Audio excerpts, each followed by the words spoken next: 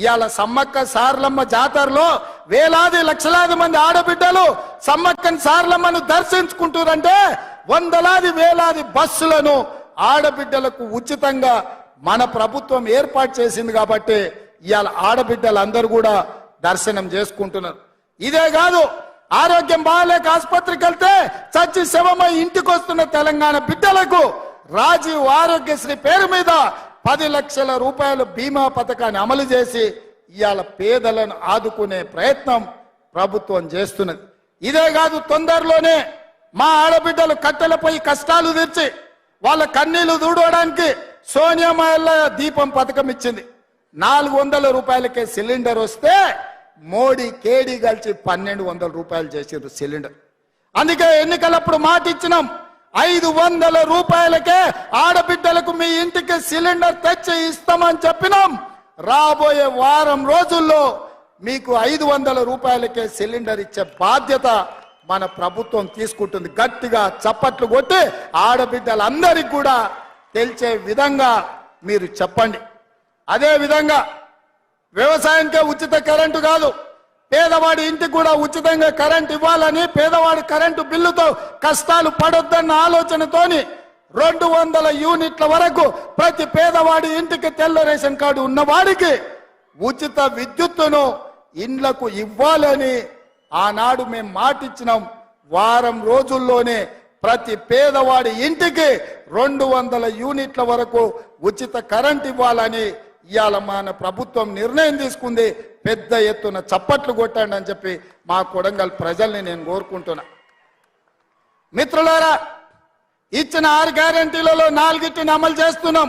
రాబోయే రోజుల్లో రైతు రుణమాఫీ విషయంలో, రైతు భరోసా విషయంలో ప్రతి రైతును ఆదుకునే బాధ్యత మీకు. ఆల్రెడీ రైతు బంధు పథకం మీ ఖాతాలలో వేస్తున్నాం. వచ్చే నెల 15 తారీఖు లోపల అందరికీ రైతు భరోసా, రైతు బంధు చేరుతుంది. ఏ ఒక్క రైతుకు బకాయి లేకుండా పూర్తిగా మీకు డబ్బులు ఇచ్చే బాధ్యత మన ప్రభుత్వం తీసుకుంటుంది. రాబోయే తొందరలోనే మంచి రోజులు రాబోతున్నాయి. రైతులకు మాట ఇచ్చిన ప్రకారం మీ 2 లక్షల రూపాయల రైతు రుణమాఫీ చేసే బాధ్యత, రైతుకు రుణ విముక్తి చేసి అప్పుల బాధ నుంచి తప్పించే బాధ్యత మన ప్రభుత్వం ఇందిరమ్మ రాజ్యంలో చర్యలు చేపడుతుందని చెప్పి ఈ సందర్భంగా మిత్రులకు తెలియజేస్తున్నా. మిత్రులారా, ఈరోజు ఆర్టీసీ బస్సులో మహిళలకు ఉచితంగా ప్రయాణం జరగాలన్నా, రాజీవ్ ఆరోగ్యశ్రీలో 10 లక్షల రూపాయలు మీకు పరిహారం రావాలన్నా, 500 రూపాయలకే సిలిండర్ రావాలన్నా, 200 యూనిట్లు ఉచిత కరెంటు రావాలన్నా, రైతులకు 2 లక్షల రూపాయల రైతు రుణమాఫీ జరగాలన్నా మనం ఏం చేయాలి మిత్రులారా? ఏం చేయాలి? ఏం చేయాలి? ఏం చేయాలి? గట్టిగా, ఇంకా గట్టిగా, ఇంకా గట్టిగా ఢిల్లీలో ఉన్న మోడీకి వినిపించాలి, గల్లీలో ఫామ్ హౌస్లో వండుకున్న కేడీకి కూడా వినిపించాలి కొడంగల్ గలం. అందుకే మిత్రులారా, రాబోయే పార్లమెంటు ఎన్నికల్లో 14 పార్లమెంటు సీట్లను ఈ తెలంగాణ గడ్డ మీద నుంచి గెలిపించాలి. మీరందరు సిద్ధమేనా? సిద్ధమన్న వాళ్ళందరూ చేతులు పైకెత్తండి. సిద్ధమేనా? సిద్ధమేనా? సిద్ధమేనా? సిద్ధమేనా? సిద్ధమేనా?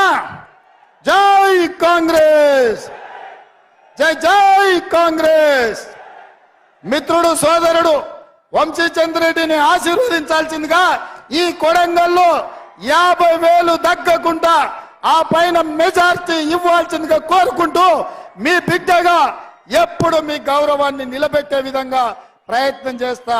ఎక్కడికి వెళ్ళినా గర్వంగా మా బిడ్డ, మా కొడంగల్ బిడ్డ, మా అన్న రేవంత్ అన్న అని మీరు చెప్పుకునే విధంగా, మీ గౌరవం పెంచే విధంగా నేను వ్యవహరిస్తానని తెలియజేస్తూ